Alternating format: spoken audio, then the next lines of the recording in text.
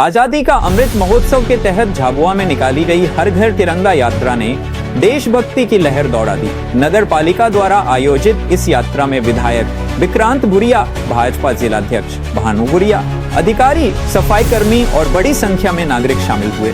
9 अगस्त से चल रहे इस अभियान का उद्देश्य हर घर पर तिरंगा फहराना, राष्ट्रीय एकता और गर्व का संदेश फैलाना। झाबुआ के सभी ब्लॉकों में तिरंगा यात्रा का जोश देखने लायक रहा। यूनाइटेड न्यूज ऑफ एशिया के लिए झाबुआ से सुमीर डाबी की रिपोर्ट।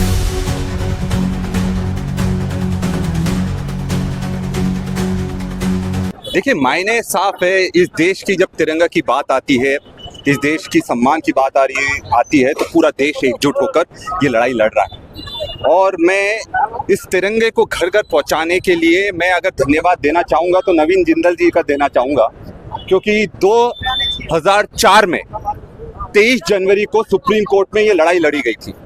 और ये लड़ाई लड़ने के बाद, क्योंकि उस समय वो कांग्रेस के सांसद थे, और ये लड़ाई लड़ी थी कि तिरंगे पर सिर्फ एक सरकार का अधिकार नहीं है, तिरंगे पर हर व्यक्ति, हर नागरिक का अधिकार है। तो 2004 में सुप्रीम कोर्ट में ये जजमेंट आया था और Naveen Jindal versus Union of India का, और तब ये अधिकार हर नागरिक को मिला था कि आप अपने घर पर भी तिरंगा लगा सकते हैं। तो मैं धन्यवाद देता हूं उस समय के कांग्रेस के सांसद नवीन जिंदल जी का कि आज ये तिरंगे को घर घर लगाने का जो अवसर प्राप्त हुआ है और लगातार 2004 से ये अनुमति मिली है, उसके लिए उनका बहुत बहुत आभार। और हम सब इस देश के नागरिक हैं और तिरंगा हमारी शान है, तिरंगा हमारा मान है और तिरंगा हमारे अस्तित्व का सबसे बड़ी पहचान है। तो इसको घर घर तक पहुंचाने का हम लोग काम करेंगे और इस देश के संविधान को जो बचाने की लड़ाई चल रही है, इस देश के जो डेमोक्रेसी को बचाने की लड़ाई चल रही है, उसको घर घर तक पहुंचाने का हम लोग काम करेंगे। और जो इस देश को जो चोरी हो रही है उसके लिए लड़ाई लड़ने के लिए ये एक बहुत अच्छी शुरुआत है।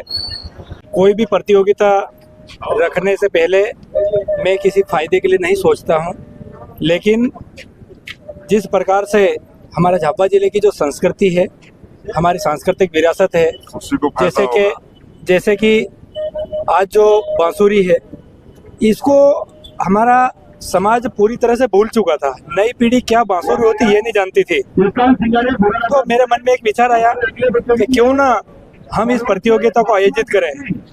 ये मन में विचार इसलिए आया कि जैसे ही फसल हम बोते हैं और फसल में जब हल निकालते हैं, वो थोड़ी फसल बड़ी हो जाती है और कहीं से भी बांसुरी की धुन सुनाई देती थी और हम भगवान से ये कामना करते थे, हम गायें चराते हुए भगवान श्री कृष्ण जी की ये बांसुरी हमारा समाज बजाता था और बहुत आनंद आता था और लोग इसको बड़े शौक से उपयोग करते थे, लेकिन अब गायब हो चुकी थी। तो इसीलिए हमने जो हमारे आने वाली पीढ़ी में कि हमारे पूर्वजों ने कौन कौन सी हमारी चीज़ें ऐसी धरोहर के रूप में रखी थी, जैसे तीर कमान है, गोफन है, आज ये बांसुरी है, ये हमने इनको संजोए रखने के लिए नई पीढ़ी में इसको पुनः जागृत करने के उद्देश्य से हमने ये किया है।